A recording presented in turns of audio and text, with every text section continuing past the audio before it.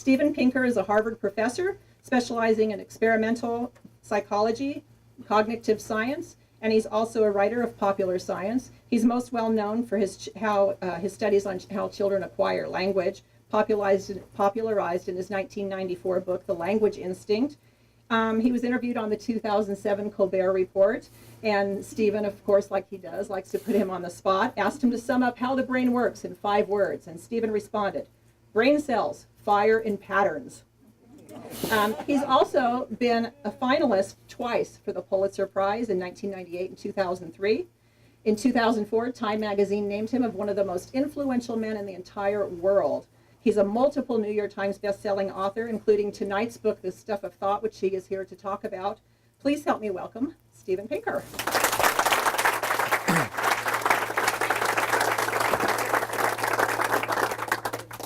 Thank you very much, Susan. Thanks to all of you for coming. The old story of the blind men and the elephant reminds us that any complex subject can be approached in multiple ways. And that is certainly true for a subject as complex as human nature. Anthropology can illuminate human nature by documenting universal patterns of behavior across the world's societies, as well as ways in which societies vary. Biology can illuminate human nature by documenting how the process of evolution selected the genes that help wire the brain. My own field, psychology, can get people to disclose their foibles in laboratory studies, and even fiction has a role to play in informing us about human nature by documenting the universal plots and themes that fascinate people in the world's myths and stories. This evening, though, I'm going to give you the view from language, what kind of insight we can gain into thought, emotion, and social relations from words and how we use them. I'll use grammar as a window into thought, swearing as a window into emotion, and innuendo as a window into social relationships. In each case, I'll start with a puzzle in language, show how it reveals a much deeper feature of the human mind, using specific examples from the language that we know best, English, but examples that have close counterparts in many other languages, and that follow an overall logic that can be found in all human languages. So let me begin with language as a window into thought. And the puzzle that I'll start with comes from a book by Richard Lederer, a delightful book called Crazy English, which many of you are probably familiar with, in which he notes, you have to marvel at the unique lunacy of a language where a house can burn up as it burns down, and in which you fill in a form by filling it out. Why is it called after dark when it is really after light? Things that we claim are underwater and underground are surrounded by, not under, the water and ground. So the first puzzle is, why do languages talk about the physical world in such crazy ways? And the answer that I'll suggest is that there's a theory of physics embedded in our language, a conception of space in our prepositions, a conception of matter in our nouns, a conception of time in our tenses, and a conception of causality in our verbs. And that understanding the intuitive physics in language helps explain the quirks of language themselves, but also the mental models that humans use to make sense of their lives. So let me start with how language treats space. How do we locate an object relative to a place? Well, you could imagine a hypothetical, logical system of prepositions that would work as follows. Every preposition would have 6 syllables, one each for distance in the up, down, left, right, and near, far directions, and one each for the angle of pitch, roll, and yaw. But needless to say, no human language uses this logical system. Instead, in human languages, location is digitized. Languages like to make binary distinctions like near versus far, on versus off, in versus out, on versus under. And the difference between the analog nature of real space and the kind of qualitative distinctions that language makes was captured by Groucho Marx when he said, if I held you any closer, I'd be on the other side of you. Also, scale is relative in language. We can use the same preposition across to talk about an ant walking across someone's hand, a matter of centimeters, or a bus driving across the country, a matter of thousands of miles. And the meaning of there, in put it there, very much depends on whether it's being uttered by a brain surgeon or a crane operator. Third, shape is treated schematically in language. In reality, all objects are three-dimensional arrangements of matter, but language idealizes them as blobs that are extended along one or more dimensions. So we have the word line for a one-dimensional object, but also the word road for an object that we think of as fundamentally one-dimensional, as well as having a finite width, and beam for an object that we also think of as one-dimensional, although we grant it a finite thickness. We have the word surface for a 2D entity, but also the word slab for an entity that we think of as fundamentally 2D, even though we also know that it has a finite thickness. Now, this idealized geometry governs how we use our prepositions. For example, the preposition along requires a one-dimensional object. It's perfectly natural to say the ant walked along the line, or along the road, or along the beam, but it sounds a little odd to say the ant walked along the plate, or the ant walked along the ball, because those aren't objects that we think of as extended in one dimension. It governs how we choose our nouns. So most people wouldn't describe a wire as a cylinder, even though technically it is a long, skinny cylinder, because we choose to ignore that small dimension of thickness. Likewise, we don't describe a CD as a cylinder, even though technically it is one, because we pretend that the height dimension doesn't exist. And it goes into our general sense of shape, what shapes we think of as fundamentally like other shapes. As in an example from a girl who said to her father, "I don't want the little crayon box, I want the box that looks like an audience." By which she meant not the flat 8-crayon box of Crayola crayons, but the 64-crayon box in which the crayons are arranged in stepped rows like the tiers of seats in an auditorium.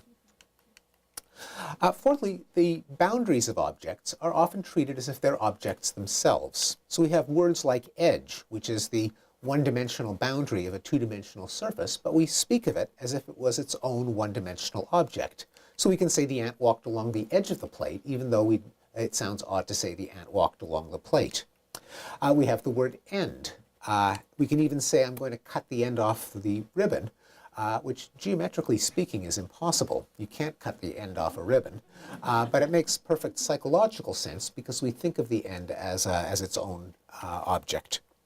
Hence, when Lederer asks, why do we say underwater and underground when the thing is surrounded by water and ground, the reason is that the words water and ground refer to the two-dimensional surface of the body of water or the ground, and it's perfectly sensible for something to be beneath that two-dimensional boundary. Well, why is the language of space so crazy? It's because prepositions divide up space into regions with different causal consequences. And that can be illustrated by a story that I clipped out of the local newspaper a couple of years ago. A woman who fell through thin ice Sunday and was underwater for 90 minutes died yesterday. The Lincoln Fire Department said a miscommunication between the caller who reported the accident and the dispatcher significantly delayed her rescue. The rescue workers believed that a woman had fallen on the ice, not through it, and that left the rescuers combing the woods to find the scene of the accident. So the difference between the preposition on and through, even though it's a matter of just a few feet, had consequential, indeed in this case literally life and death consequences. Let me turn now to substance in language. Languages tend to distinguish the stuff that something is made of from the object itself. In fact, there are 4 different ways in which language categorizes matter. There are countable things like an apple. There are masses like some applesauce. There are plurals like several apples. And then there are collections like a dozen apples. And in fact, these aren't so much 4 kinds of matter as 4 ways of looking at matter that language makes available to us. So we can describe the same heap of bits of stone either as many pebbles, that is separate objects, or much gravel, that is a continuous substance. You all know the expression about the person who can't see the forest for the trees. And in Crazy English, Lederer asks, why does a man with hair on his head have more hair than a man with hairs on his head? Think about it.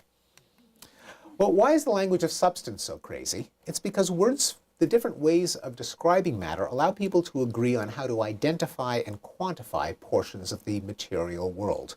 We're surrounded by stuff. How do 2 people agree on what extent of the material world they're talking about? Well, these are different ways of doing it. And in fact, that's what we have to do when we deal with matter, such as when we sell it, where items can be priced per item, which is what count nouns do, by weight, which is what mass nouns do, or by the dozen, which is what collective nouns do.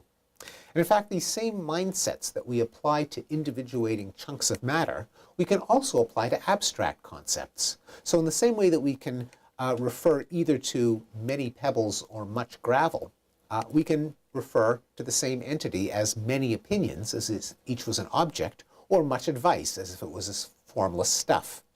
And we do the same thing when individuating events in time. For example, let's say I were to ask you how many events took place on September 11th, 2001 in New York.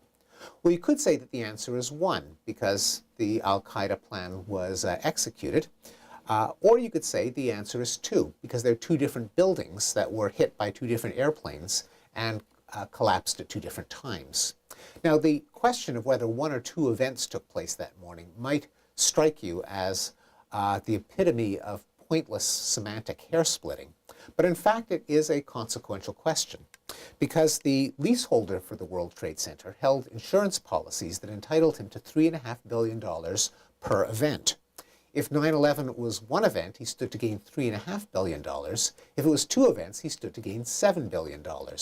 And one of the reasons that there's still a hole in the ground in Lower Manhattan instead of a new building is that it took the lawyers on each side several years to agree on how many events took place that morning.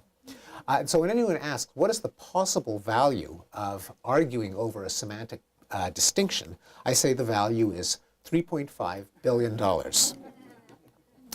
Well, this is a natural transition to the language of time. And in many ways, time is conceived like space, and events are conceived like matter, a kind of time stuff.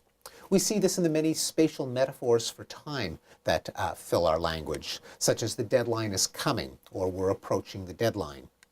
We see it in some of the errors that children make, like, can I have any reading behind the dinner? That is, after dinner, where a spatial preposition was used in its analogous temporal sense.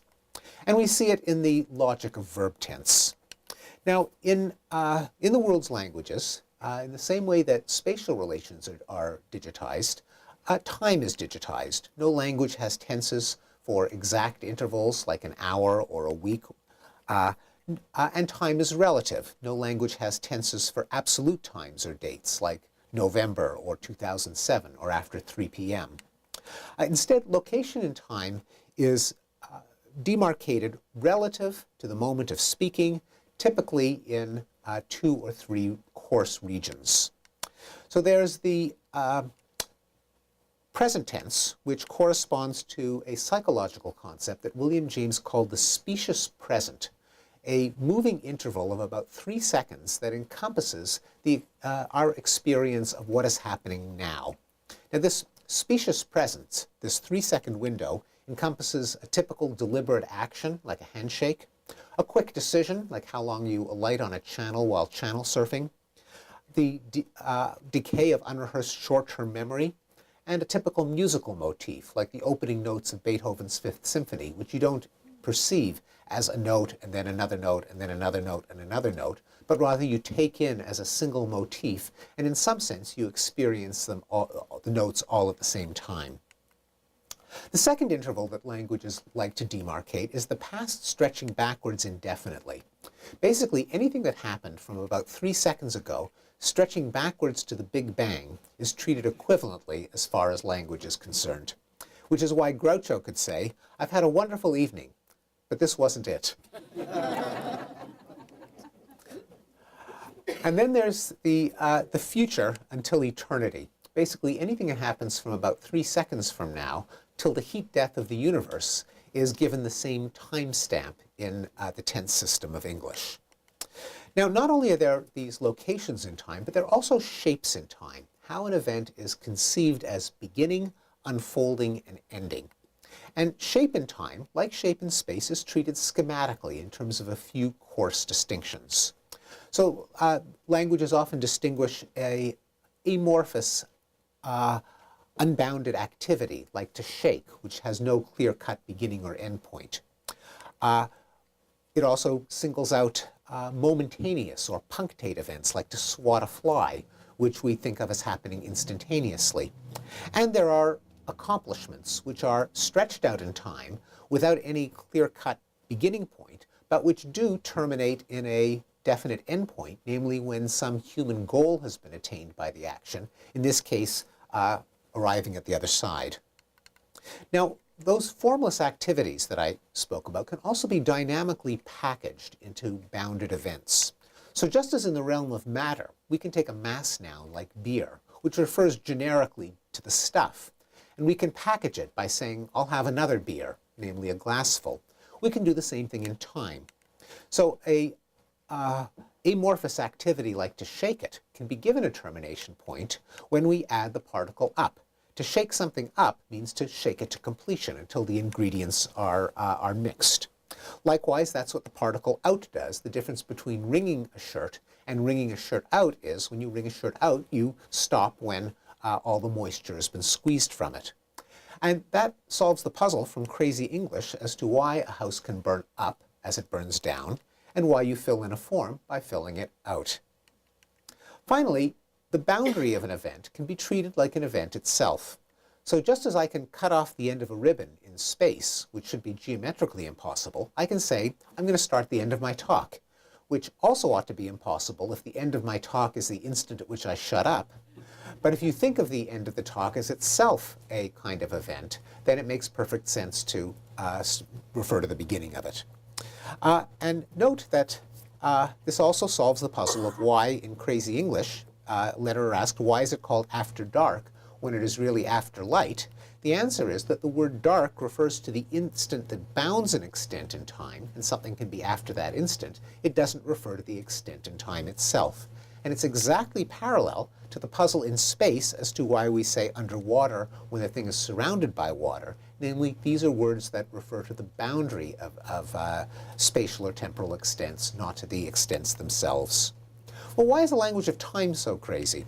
Well, it's because stretches of time that are defined relative to the moment of speaking have different consequences for knowledge and action. And one illustration of this comes from the Scott Peterson murder case, where, the present tense is obvious enough that corresponds to our own consciousness. In fact, people who study consciousness sometimes use present tense as a synonym for what we experience as we're alive and awake and aware at any moment. The past is not just any old stretch of time, but that stretch of time that is potentially knowable, that is factual, what happened happened, and that's unchangeable. You can't change the past. And here's where the Scott Peterson case is relevant.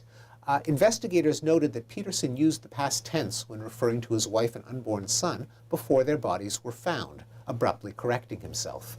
His use of the past tense not only gave a timestamp to the event, but it betrayed his state of knowledge. The future isn't just any old stretch of time, but it's that time which is in principle unknowable, which is hypothetical, nothing has to happen, and which is willable. You can decide to affect the future.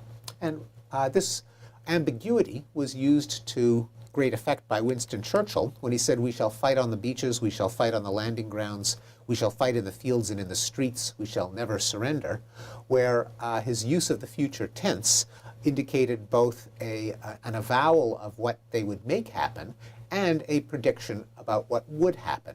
And that combination is what gave the speech its rhetorical power. Finally, let me say a few words about causality in language, where the causal model that's encoded in our verbs can more or less be summed up in this diagram. Namely, an actor directly impinges on an entity, making it move or change.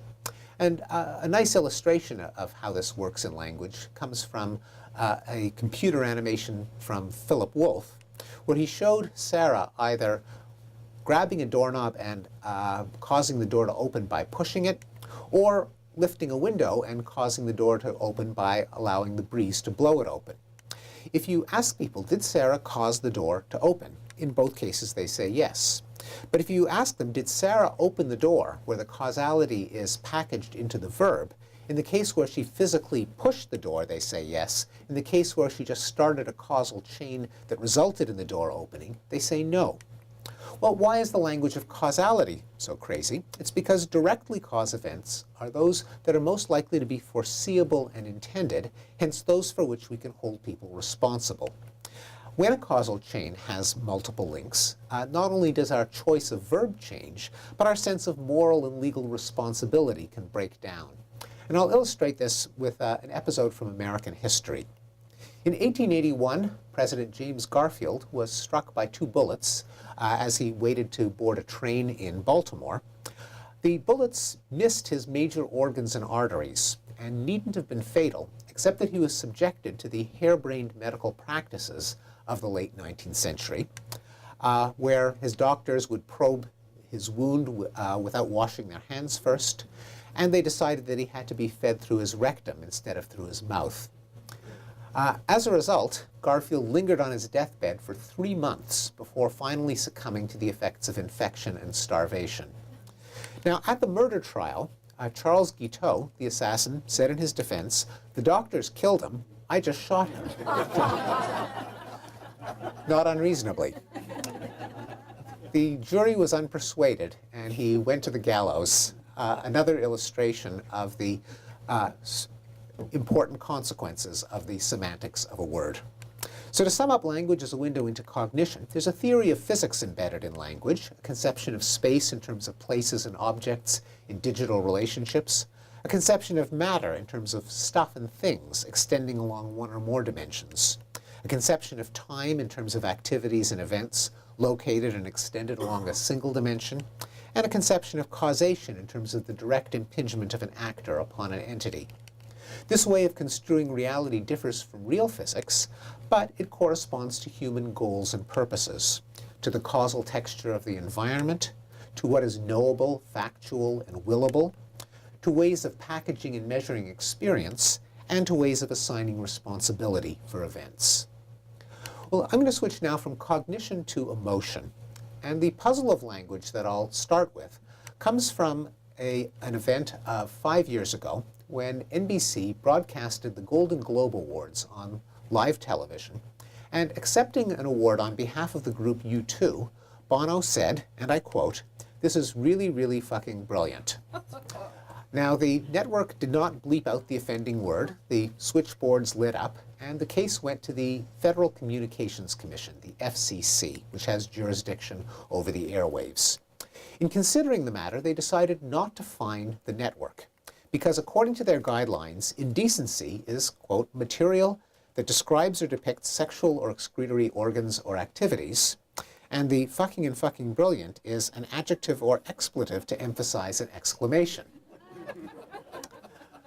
Well, a number of conservative politicians were enraged, and they filed legislation designed to close this loophole. I downloaded one of these bills from the U.S. Congressional website, and I'm going to read it to you right now. House Resolution 3687, the Clean Airwaves Act. Be it enacted by the Senate and House of Representatives of the United States of America in Congress assembled, that Section 1464 of Title 18, United States Code is amended, 1, by inserting a before whoever, and 2, the term profane, used with respect to language, includes the words shit, piss, fuck, cunt, asshole, and the phrases cocksucker, motherfucker, and asshole. Compound use, including hyphenated compounds of such words and phrases, with each other or with other words or phrases, and other grammatical forms of such words and phrases, including verb, adjective, gerund, participle, and infinitive forms. Unfortunately, the fucking and fucking brilliant is an adverb, and that's the one part of speech they forgot to include on the list.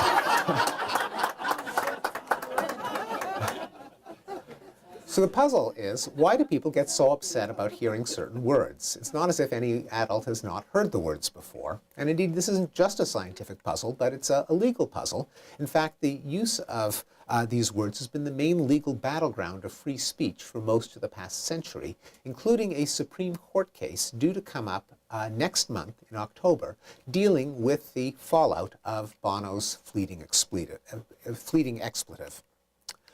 Well, to solve this puzzle, you have to know something about the language of swearing, including the cognitive neuroscience of swearing. What happens in the brain when a person hears or says a taboo word? And the first generalization is that taboo words activate brain areas associated with negative emotion. These include the right hemisphere, which is more involved in negative emotion than the left, In production, they involve the basal ganglia, which are a complex set of nuclei buried deep within the brain that are responsible for packaging and inhibiting sequences of behavior, and which are probably the cause of the malfunction that leads to Tourette's syndrome, in particular the symptom in which people will sometimes involuntarily blurt out obscene expressions. In perception, taboo words light up the amygdala, an almond-shaped organ also buried deeply within the brain, one on each side, which ordinarily responds to threatening stimuli, such as an angry face or a dangerous animal. The second generalization is that taboo words are processed involuntarily.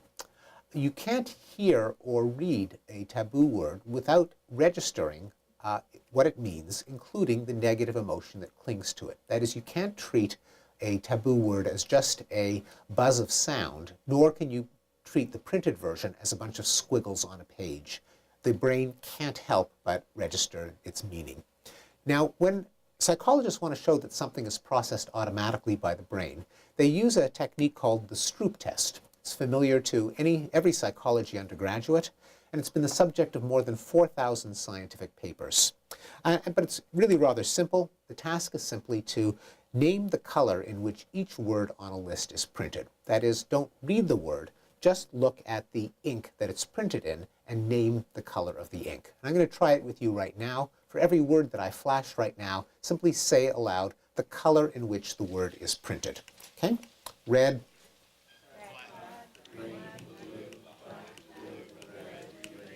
Okay? Easy. I'm going to give you another list. Do the exact same thing. Name the color in which the word is printed.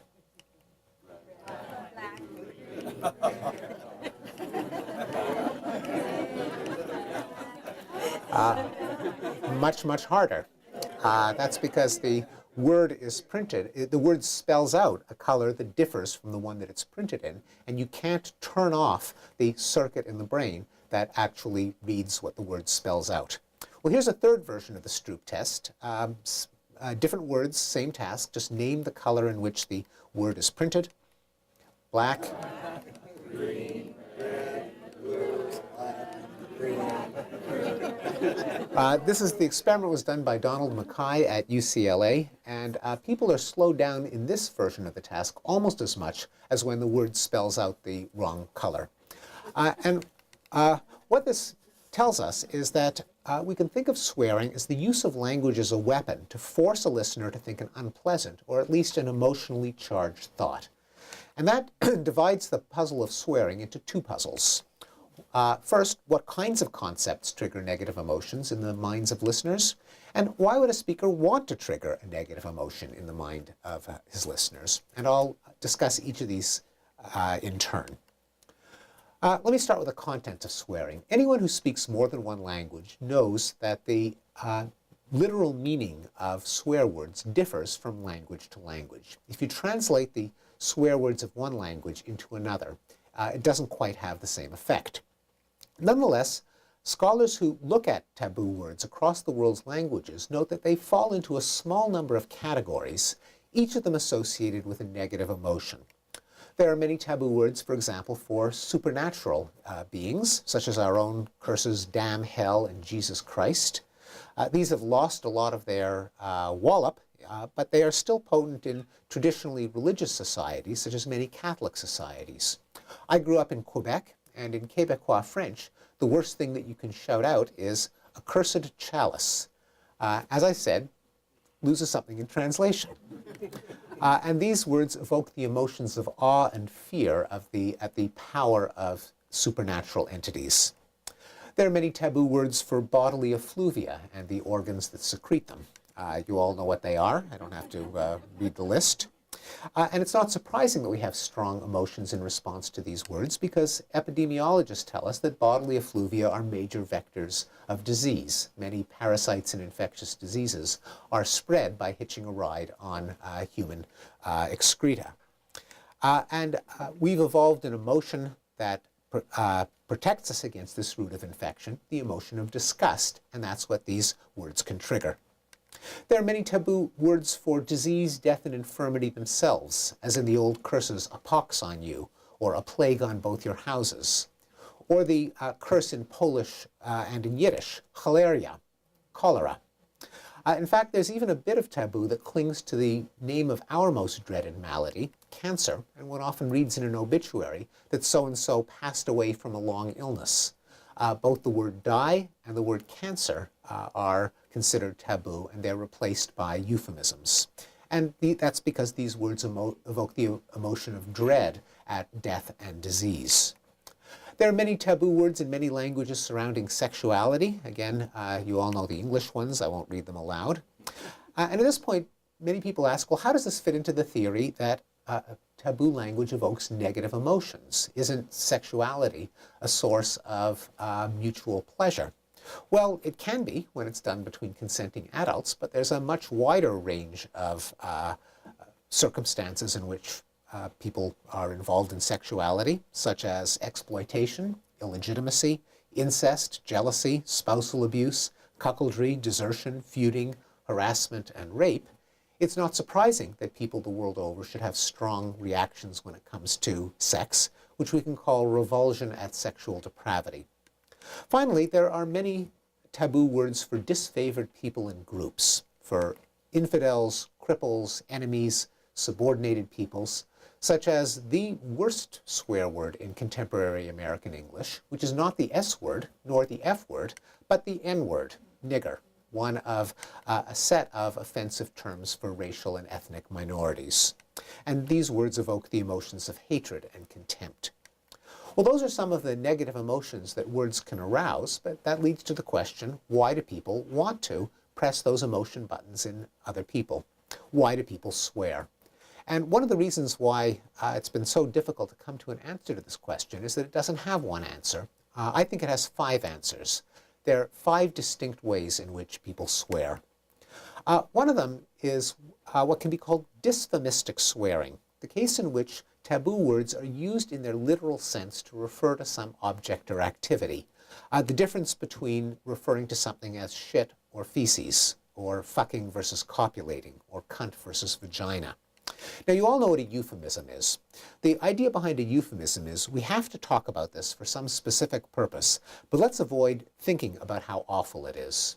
Now, the term dysphomism refers to the exact opposite phenomenon, namely, I want you to think about how awful this is. And the best way to appreciate it is to consider the 34 euphemisms for feces in contemporary American English. Now, people don't like to think about feces any more than they like to touch it or smell it.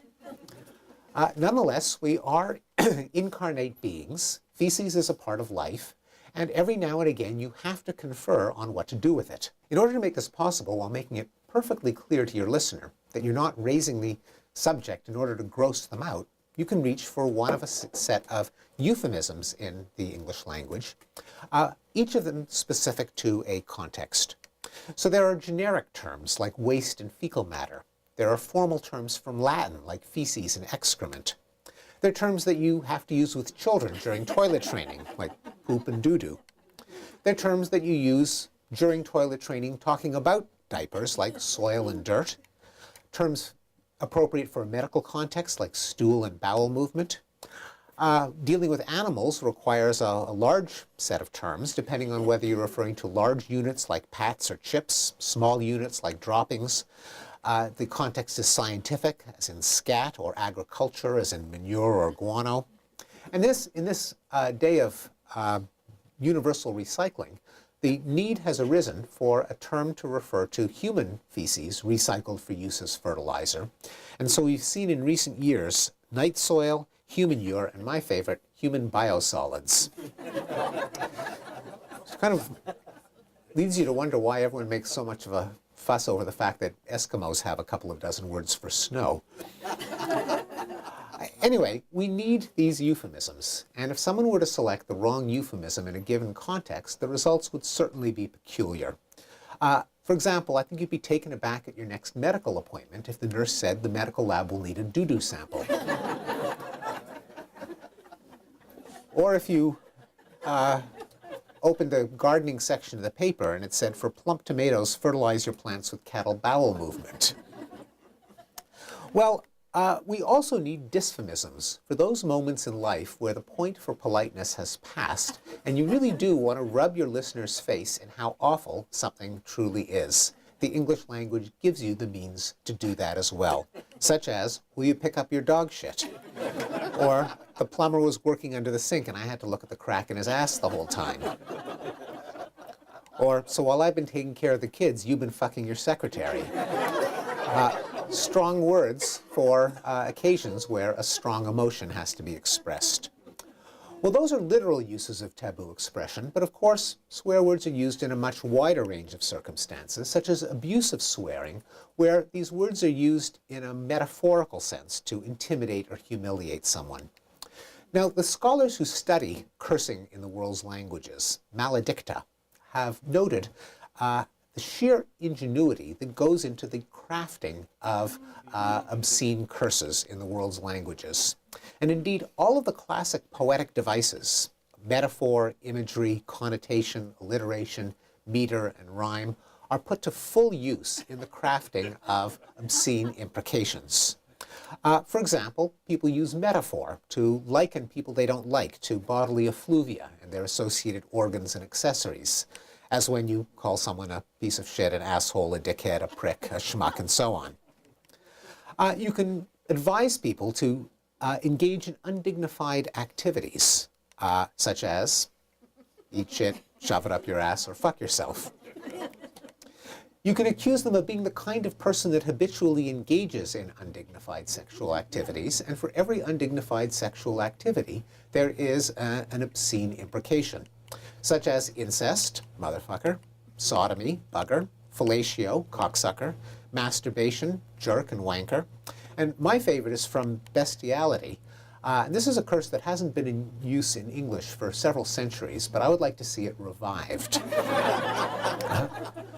So the next time someone steals the parking space that you've been patiently waiting for, I suggest that you advise them to kiss the cunt of a cow. Last used in 1585, but I think due for a revival, because not only does it bring some fresh imagery to this rather cliched domain, but also has a rather pleasing meter and alliteration. Well, one step even more abstract from abusive swearing is idiomatic swearing. Strange expressions like shit out of luck, get your shit together, piss poor, pissed off, my ass, a pain in the ass, sweet fuck all, what the fuck, where it's completely unclear what those words are actually doing in those expressions. Well, what they're doing is they're being used simply for their ability to ping people's emotion buttons, to arouse the listener's attention, to assert a macho or a cool pose, or to express informality, to say this is the kind of circle in which we don't have to watch what we say. And related to idiomatic swearing is emphatic swearing, such as Bono's, this is really, really fucking brilliant, and similar forms that I've written down, like he thinks he's a fucking scoutmaster, Rip Van fucking Winkle, and so on.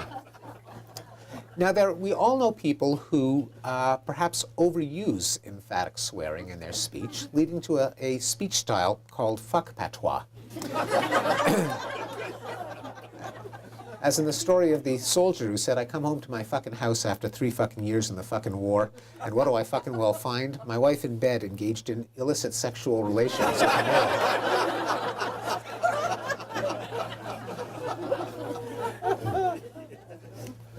Then there's cathartic swearing, the strange phenomenon where when some misfortune suddenly befalls you, you cut your thumb together with a bagel, or you knock a glass of beer into your lap, the topic of your conversation abruptly switches to sexuality, excretion, or theology. Well, what's happening there? If you ask people, they say, well, it releases tension. It lets off steam. The hydraulic theory of the emotions. But unfortunately, neurobiologists tell us that there isn't literally a boiler filled with pressurized fluid in the brain and a network of valves and pipes. They're just brain cells that fire in patterns.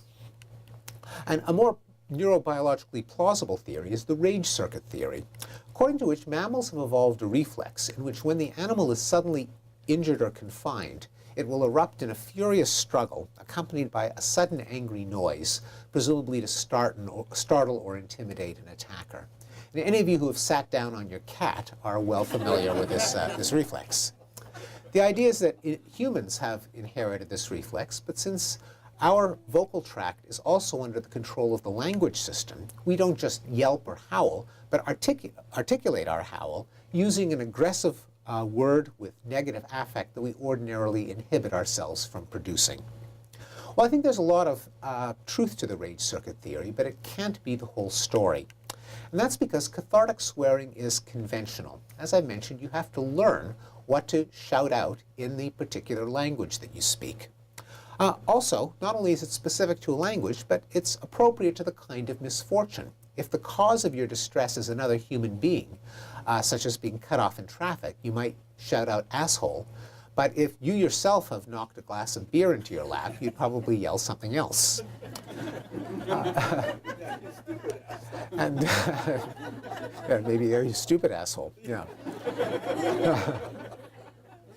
Anyway, this gives rise to what Erving Goffman, the great sociologist, called the response cry theory, according to which cathartic swearing is communicative.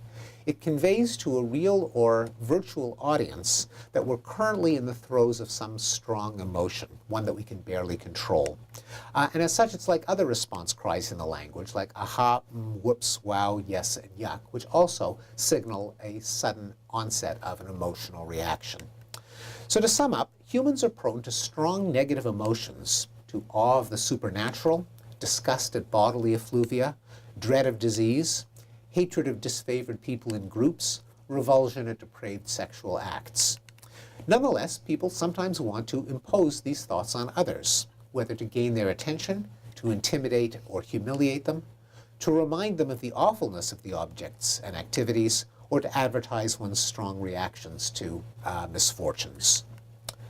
Well, the third topic that I'll cover is language as a window into social relations. And again, I'll begin with a linguistic puzzle. This one comes from a scene in the movie Fargo, where a kidnapper has a hostage in the back seat of the car, is pulled over by a police officer because he's missing his plates. The officer asks him for his driver's license. He proffers his wallet with the license showing and a $50 bill protruding ever so slightly. And he says to the officer, "I was thinking that maybe the best thing would be to take care of it here in Brainerd," which the officer and, of course, the audience interpret as a veiled bribe. Now, this is an example of an indirect speech act, a case in which we don't blurt out what we mean in so many words, but we veil our intentions in innuendo, counting on our listener to read between the lines to discern what we really mean. And we do this all the time. For example, if you could pass the guacamole, that would be awesome. If you think about it, that doesn't make a whole lot of sense. But nonetheless, we interpret it as a polite request. Anyone who has sat through a fundraising dinner is familiar with euphemistic schnorring, such as, "We're counting on you to show leadership in our campaign for the future." That translation, "Give money." Would you like to come up and see my etchings? That has been recognized as a sexual come-on for so long that in 1934, James Thurber drew a cartoon for The New Yorker showing a confused man saying to his date, "You wait here and I'll bring the etchings down."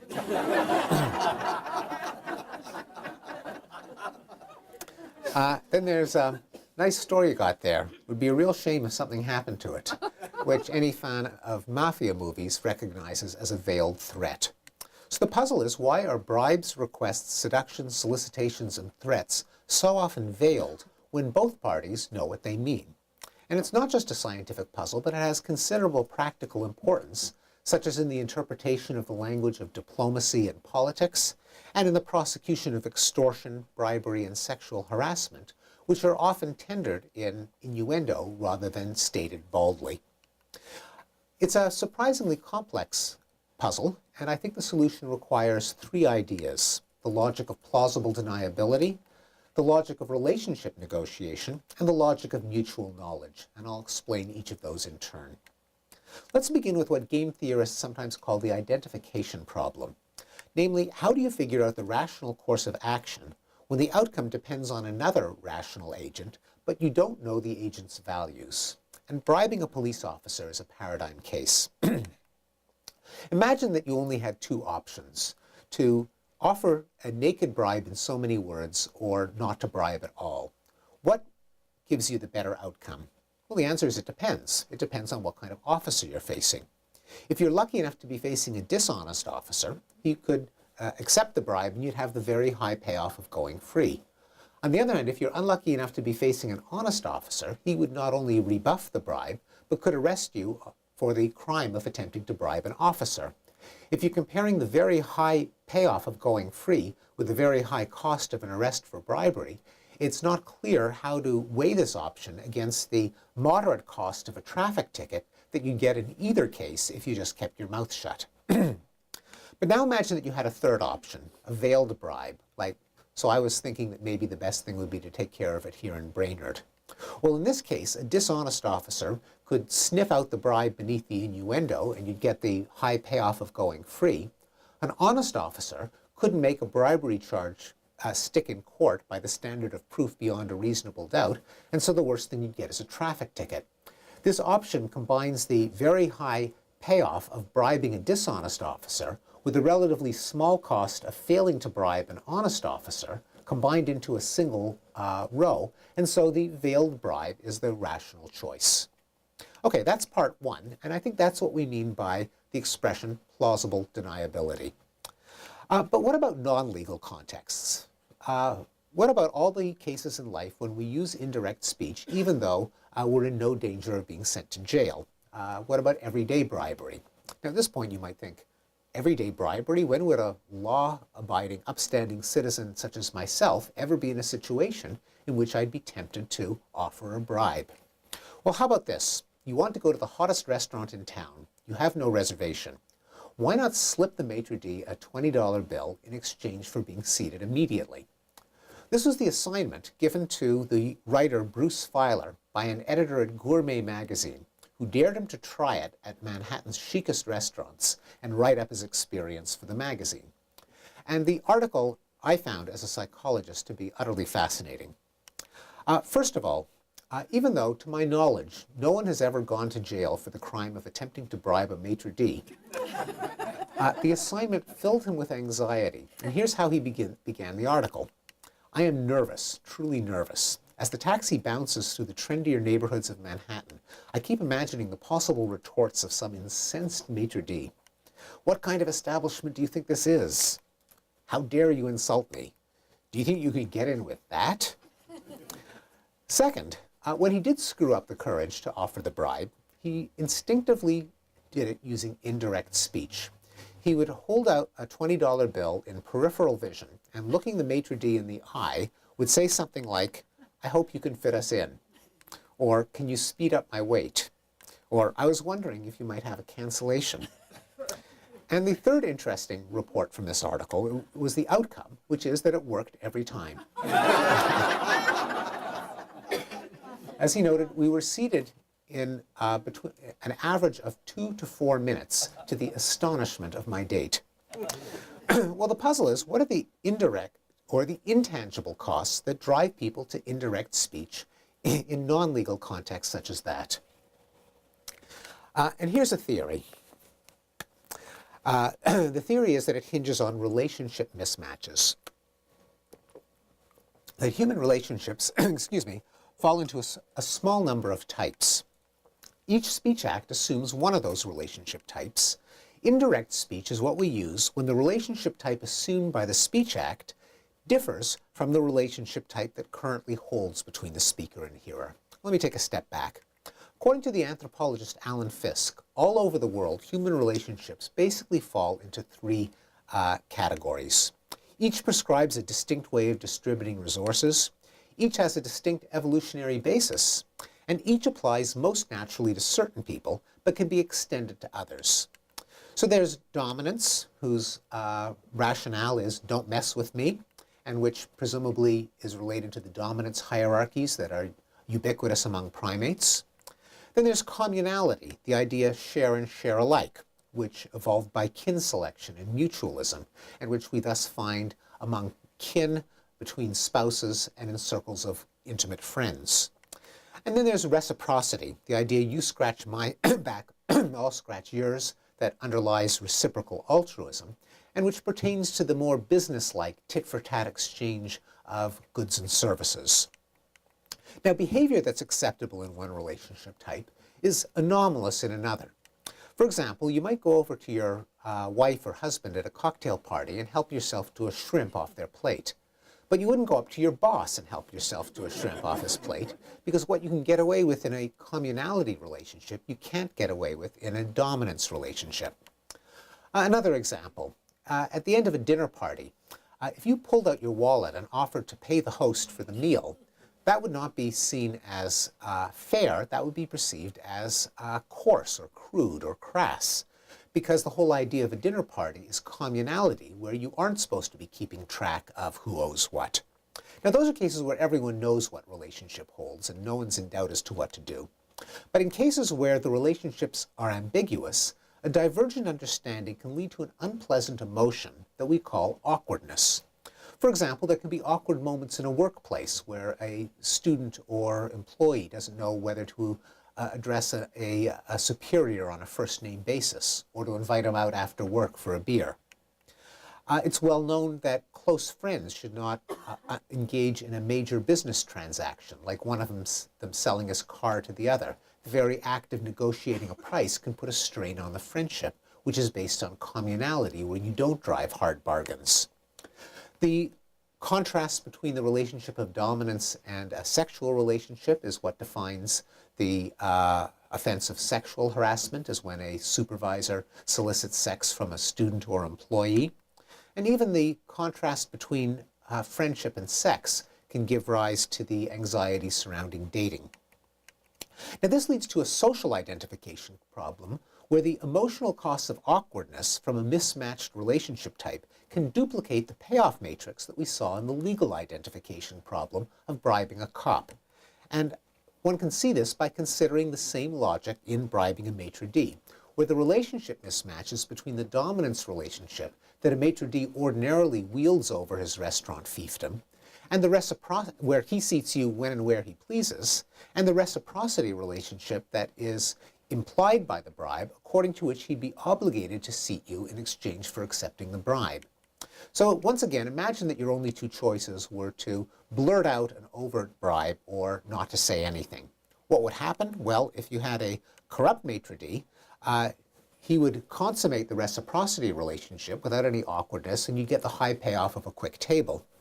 But if you had a scrupulous maitre d' who insisted on maintaining the dominance relationship while you were suggesting reciprocity by saying something like, "Do you think you can get in with that?" or "How dare you insult me?" or "What kind of establishment do you think this is?" then you get the emotional cost of awkwardness. If you compare the high payoff of a quick table with the high cost of awkwardness against the guaranteed moderate cost of a long wait, if you accept the dominance relationship and don't bribe the maitre d' at all, then again, it's not clear which is more attractive. But now if there's a third option, an ambiguous bribe, like "I was wondering if you might have a cancellation," the corrupt maitre d' could sniff out the bribe and consummate a reciprocity relationship showing you to the quick table. The scrupulous maitre d' could choose to let it pass, maintaining his dominance relationship. You'd get the high payoff of bribing a corrupt maitre d' combined with the moderate cost of failing to bribe a scrupulous maitre d', all in a single speech act. Well, one remaining problem, and that is, why do we resort to indirectness even when there's no real uncertainty, such as when the speaker knows the listener's values? Now, as of this moment, you all know that all maitre d's are bribable. There is no longer any uncertainty. Nonetheless, I suspect that if you were to try this stunt, you would still resort to indirect speech. Or on the other side, what about when the listener knows the speaker's intent? It's hard to imagine that any grown woman would be fooled by the line about the etchings. Nonetheless, that does feel more comfortable than an overt sexual come-on. So if the deniability is not really plausible, why would an obvious innuendo still feel more comfortable than a direct overture that in some sense is on the record? Let me illustrate that with one more scenario from a movie. This is from an early scene in When Harry Met Sally, where the couple has just met. They're confined to a long car trip together. Harry makes a sexual comment, which Sally interprets as a come on. She says, "You're coming on to me." Harry says, "What do you want me to do about it? I take it back, okay? I take it back." She says, "You can't take it back." He said, "Why not?" She said, "Because it's already out there." And he says, "Oh, geez, what are we supposed to do? Call the cops? It's already out there." Well, this is a psychological puzzle. What is the status of an overture that is out there or on the record that makes it feel so much more awkward than a veiled overture that conveys the same message indirectly? And I think a key to understanding that puzzle is a concept that economists and logicians call mutual knowledge, which has to be distinguished from individual knowledge. In individual knowledge, A knows X and B knows X. In mutual knowledge, A knows X and B knows X, and A knows that B knows X, and B knows that A knows X, and A knows that B knows that A knows X, ad infinitum. It turns out that this is an important difference. Mutual knowledge is qualitatively different from individual knowledge. And I'll give you one example of that, the famous story of the Emperor's New Clothes. That is a story about mutual knowledge. When the little boy said the Emperor is naked, he wasn't telling anyone anything that they didn't already know, anything they couldn't see with their own eyeballs. But he was changing the state of their knowledge nonetheless, because as of that moment, everyone now knew that everyone else knew, and that everyone knew that everyone else knew that everyone else knew, and so on. That gave them a collective power to challenge the dominance of the emperor, who otherwise could pick off any individual who pointed it out. The moral is that language is an excellent way of generating mutual knowledge. The hypothesis is that innuendos merely provide individual knowledge, even when they are highly reliable, whereas direct speech provides mutual knowledge, and relationships are maintained or nullified by a mutual knowledge of the relationship type. That is, if Harry were to say, "Would you like to come up and see my etchings?" and Sally turns him down, then Sally knows that she's turned down an overture, and Harry knows that she's turned down an overture. But does Sally know that Harry knows? She could be wondering, maybe Harry thinks I'm naive. And does Harry know that Sally knows that he knows? He could be wondering, maybe Sally thinks I'm dense. There's no mutual knowledge, and so they can maintain the fiction of a friendship. But if Harry were to have said, "Would you like to come up and have sex?" and Sally turns him down, well, now Harry knows that Sally knows that Harry knows that Sally knows. They cannot maintain the fiction of a friendship, and I think that's what's behind the intuition that with direct speech, you can't take it back. It's out there. So to sum this section up, people often have to convey messages while unsure of their relationship. Indirect speech can minimize the risks in legal contexts with tangible costs, like bribes and threats, and the same thing can happen in everyday life because relationship mismatches can have an emotional cost. Also, indirect speech prevents individual knowledge from becoming mutual knowledge, and mutual knowledge is the basis for a relationship. Okay, well now I'm going to begin the end of my talk. A common question in psychology is, how would a Martian biologist describe our species if it came to Earth and had to characterize us free of any kind of preconceptions or familiarity, just as if we were some other species on Earth? In a sense, the question I've asked this evening is, how would a Martian linguist describe our species, trying to characterize our nature just based on words and how we use them? Well, I think he could say a lot. When it comes to human cognition, he would note that humans have an intuitive theory of the physical world. They identify places in space and locate objects relative to them in digital terms.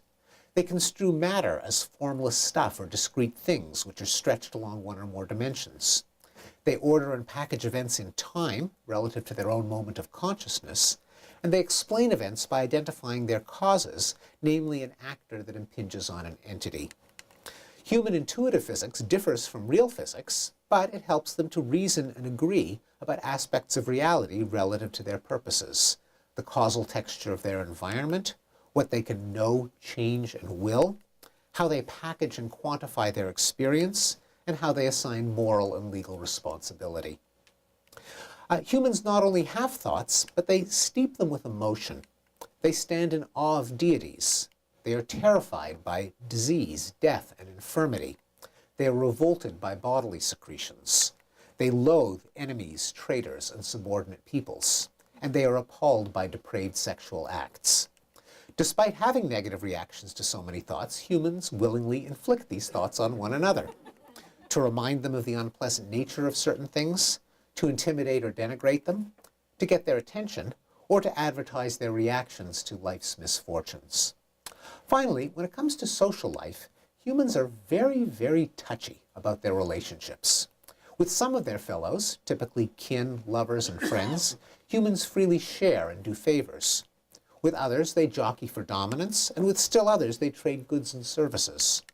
People distinguish these relationships sharply, and when one person breaches the logic of a relationship with another, they both suffer an emotional cost. Nonetheless, humans often risk these breaches, sometimes to get on with the business of life, sometimes to renegotiate a relationship. Finally, humans think a lot about what other humans think about what they think, and their relationships are ratified by this mutual knowledge. They know that others know that they know what kind of relationship they share.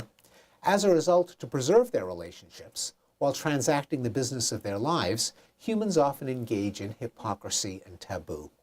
And those are just some of the ways in which language can serve as a window into human nature. Thank you very much.